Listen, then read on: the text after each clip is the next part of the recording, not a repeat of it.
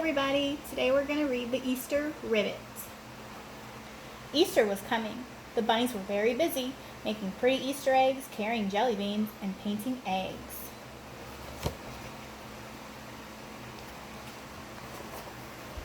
Froggy watched them from the pond. Sometimes he wished he were a rabbit. They seemed to be having so much fun. Maybe he could convince Turtle to let him paint her eggs before they hatched. Froggy quickly ran to the beach. Turtle was there, covering her eggs with sand. "Ribbit, Ribbit," Froggy called to Turtle. "It's almost Easter. May I paint your eggs?" "Keep quiet," Turtle warned. "Can't you see I'm trying to hide them? If you were to paint them, every bird in the forest would see my eggs and eat them before the babies could hatch and crawl to the water. Go back to your log and stop bothering me."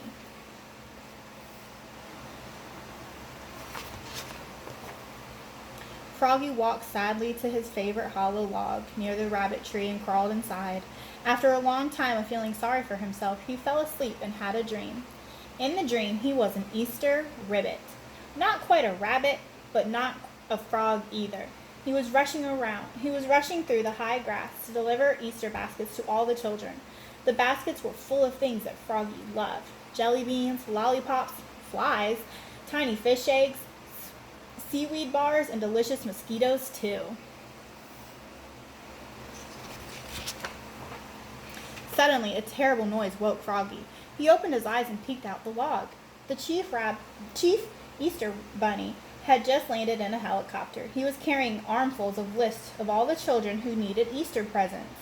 Miss Rabbit and all of her assistants came running out to greet him. "You are doing a wonderful job," said the chief, "but we need more helpers. Can you handle an extra load of deliveries?" "Oh dear," said Miss Rabbit, "we don't have enough bunnies to deliver the baskets. Flossie and Fernie caught colds last night, and I'm afraid they are running fevers. And Hubbard and Henry hurt their feet squeezing under a fence. They can't run until next week. What will we do?"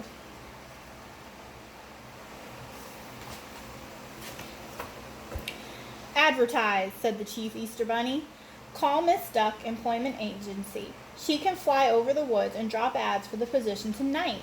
Miss Duck's a quack, but she may be able to help us." "All right," said Miss Rabbit. "We'll do our best." Miss Duck was sound asleep when Miss Rabbit called, but she woke up and wrote the ad anyway. Unfortunately, Miss Duck was very nearsighted and didn't see her spelling mistake. Instead of writing an ad for Easter Rabbit, she had written an ad for Easter Ribbit.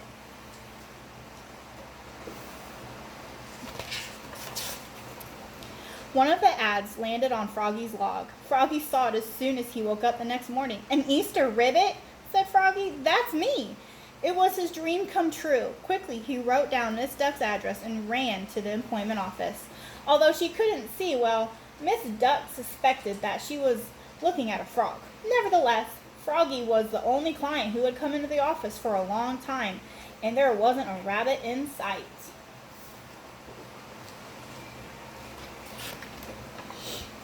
Miss Duck ran to her storage room and cut out a big pair of paper bunny ears. She tried them on Froggy's head. Then Miss Duck pasted a big cotton ball on Froggy to make a rabbit's tail. Froggy was divinely happy. He ran to Miss Rabbit's tree right away.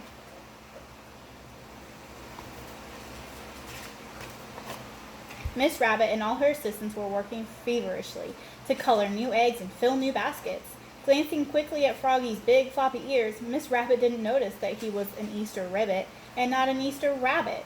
She pointed to a tall tower of Easter baskets outside the back door and told Froggy to start his deliveries. Froggy looked up at the baskets. "Ribbit," he gasped. "I'll never be able to deliver all of these by Easter." There was only one thing to do. Quickly, he hopped down to the pond. Ribbiting as loudly as he could, Froggy called for all of his friends and relatives to come and help him. Soon, a crowd of frogs of all shapes and sizes leapfrogged to pick up the baskets stacked behind Miss Rabbit's tree. And if you had been anywhere near Froggy's log at the crack of dawn on Easter morning, you would have seen them marching through the meadow to deliver the Easter baskets to the children. And at the head of the parade was Froggy, ribbiting a happy song.